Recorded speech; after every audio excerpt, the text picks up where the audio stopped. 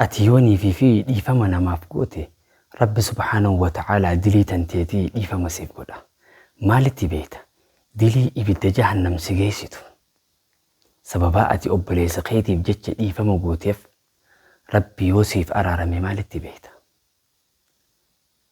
سدركا وليف ديفما قولون قبضه بيتا وبلين قيقة مسلمة سلامتا هندقني بسم الله الرحمن الرحيم الحمد لله رب العالمين والصلاة والسلام على سيد الأنبياء والمرسلين نبينا وحبيبنا وقدوتنا وقرة أعيننا محمد الأمين وعلى آله وأصحابه والتابعين ومن تبعهم بإحسان إلى يوم الدين أما بعد أحبتي في الله السلام عليكم ورحمة الله وبركاته وبلين قيقة مسلمة قبجمو في جالة موقعالي بكجر تنتي نجيني ربي سنحاقو يا ذا في مراد خيس ربي سنفاقوتو نهنداه حاجة أدى نتجرى حاجات يني ربي نواباسو جتشا إن شاء الله تعالى قرصة بابا تقومي ولين حلالو قرصقني كان أكل صدركا دي فما نماف قدون قبضو يخاهو أجري دي فما نماف قدون قبضو بيتا أنيتي خيستي حمتو بعد لتيتو ماف إفركتا سموت انتي مالف بيزي إفقوتا حمتو نماف قبضتي حمتو نمنسي قدسن دي فما قوتي في أجري قدا خانيو أركت يكم دسنجو والله نمني بريد أجري قدا سنكمي نبيتا دليت انتي ربي سبحانه وتعالى دي فما سيبودا مالتي بيت دلين ربي سبحانه وتعالى سبباتي أبلي سخيتي بدي فما قوتي سن سبباتي أبلي سخيتي بدي فما قوتي فربي سيف إرقوتو يو إبتسجيسي مالتي بيت أبلي سخن كيسانو سببا سنين كتات أمو يقاهو إبت جهنم مدات إكو إني سيقوديف جتش غرتك أبتي جهنم يسيف قبمو مال سفيدا مال سفيدا أتي هو إساس نيف إيفا مغوتي إساس ملكاوا غوتي جراغا نيو أركتي هو جراغا كم ربي إيفا مسيب قرو يجو إيفا معكم وسوءتي سناب ديسي سنجني أبولي سخيتي في الرقوتو قفاف ربي سبحانه وتعالى جراك نسيف كنا من دا قداك نسيف كنا قرآن خيسة ربي سبحانه وتعالى كان جاء ولا يأتلي أولو الفضل منكم والسعة أن يؤتوا للقربى والمساكين والمهاجرين في سبيل الله ألا تحبون أن يغفر الله لكم والله غفور رحيم مرانقي يوبلين قيا بكين ديمو في آيات قم بودا كان اللي يوته لكن من آيات كان وجودتي ولينها فسروا ولينها لالو قرصا جائباتي إرى أركن جتشو ورباديتي سببني آيات نكون اتبوتي قافا كان آيو عايشة رتي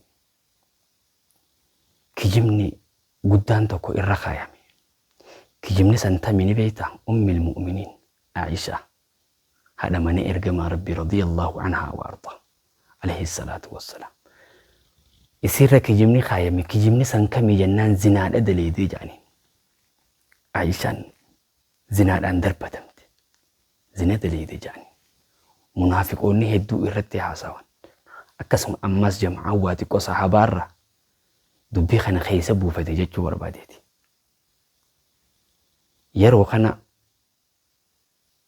صحابارا أكسم أماس أبي بكر دبلتي أبي بكر جاني بيتا صدا إرقما ربي صاحب إرقما ربي الرجال أمة خناتي أبا عائشة رضي الله عنهما يرو خنا قختن نما يكخن خيسة سيني جناهن أبو نجتودان قختن gargaarsa jechuudha. Hin gargaaru jechuudha. Abii Bakrii kakate. Yeroo kana ayaanni kun bu'e. Eenyu beektaa kan Abii Bakrii irraa kakate? Mistah sahabaa ergamaa Rabbi alayhi salaatu wassalaam. Dubbii kana keessa gale.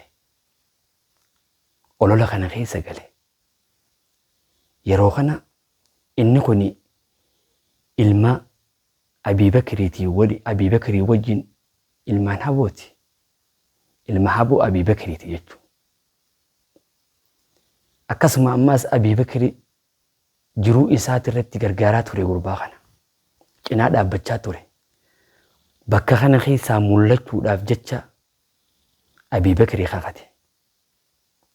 Bakkaan deemuuf sadarkaa dhiifama namaaf godhuun qabdu. Akkuma durarra waliin jenne achiifin deemu jira. Laakiin ammoo himuun bareeda jeetumaani. Ati silaa dhiifama ni goota. Obboleettii teetirra namni cubbuu guddoo akkanaa tana yoo kaaye. Intala teetirra cubbuu akkanaa tana yoo kaaye dhiifama ni goota. Intala Abii Bakriitirra cubbuun tun kaayamte. Mistahiin sahabaan ergamaa Rabbii kun keessa seene. Yeroo kana Abii Bakriin irraa kakate jechuudha. Gurbaa kan akka hin gargaarre ka cinaa hin dhaabbanne kakate irra. Mistahiis ga achi booda tawbatee gama Rabbii tawbaa deebi'e. Haddiin irraa kafalamee jira. Yeroo kana aayaanni quraanaa kan bu'e. ولا يأتل أولو الفضل منكم والسعة يا ورن ربي سبحانه وتعالى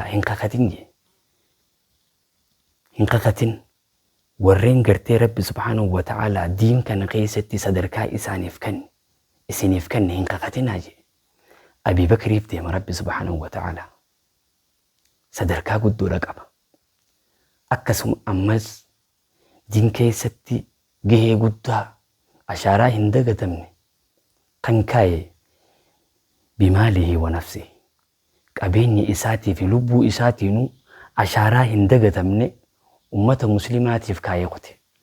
Hin kakatin warreen sadarkaa qabdan diin keessatti.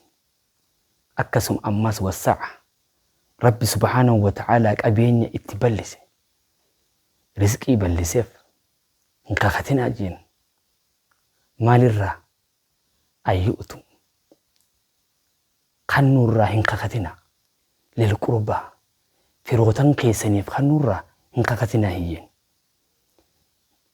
Akkasuma wal masaakiin miskiinaaf kannurraa hin kakatina if booda hin deebiinaa jeen.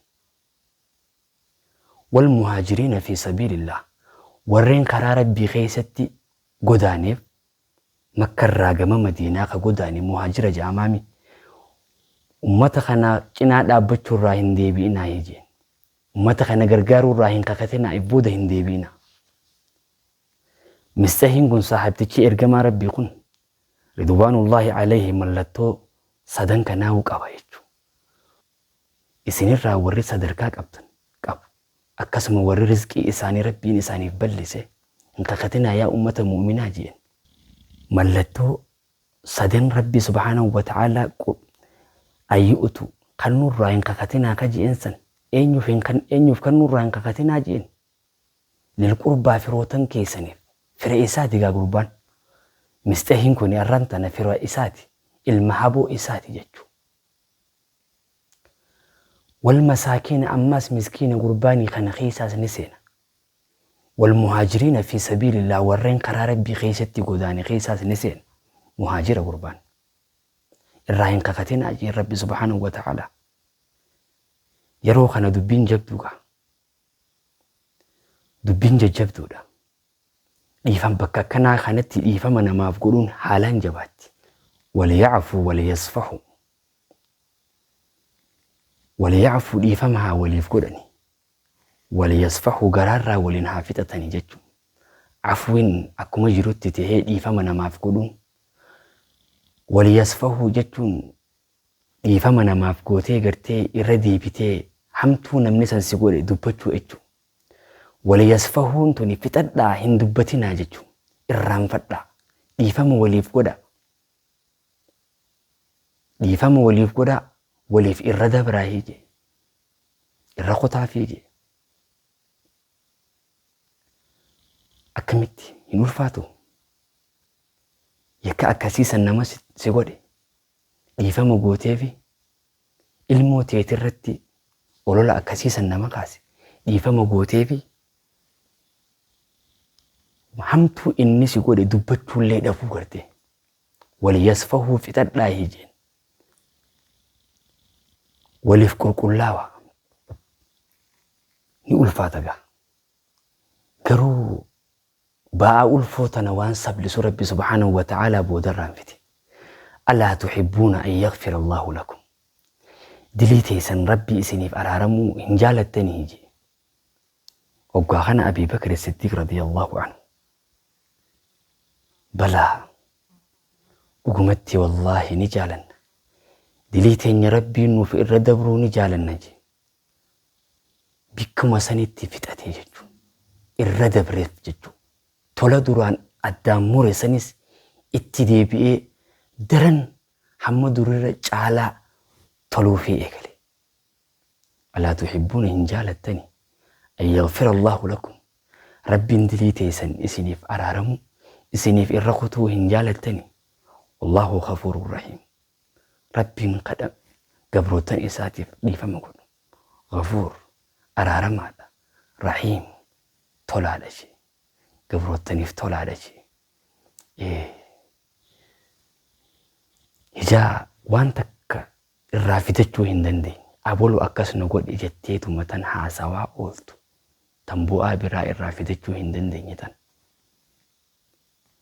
tana abboleessoo dhiifama gootee mindaa gurguddaa akkanaa kana yoonii fi harkatti hoo yoonii fi harkanni hoo walumaanuu anaa fi isinuu obboleeyyan kiyya muslimaa warreen dhiifama waliif godhee mindaa guddaa akkanaa kana arkatu araarama rabbii arkatu rabbi nu haa taasisu diliin tiyyaas teessanis walumaanuu warra rabbiin dhiifama godheef rabbi nu haa taasisu sadarkaan namaaf dhiifama godhuudhaa himamtee hin dhumtu sadarkaan sii guddoodha warra dhiifama waliif godhuu rabbi nu haa taasisu. Wassalamu alaikum warahmatullahi wabarakatuh.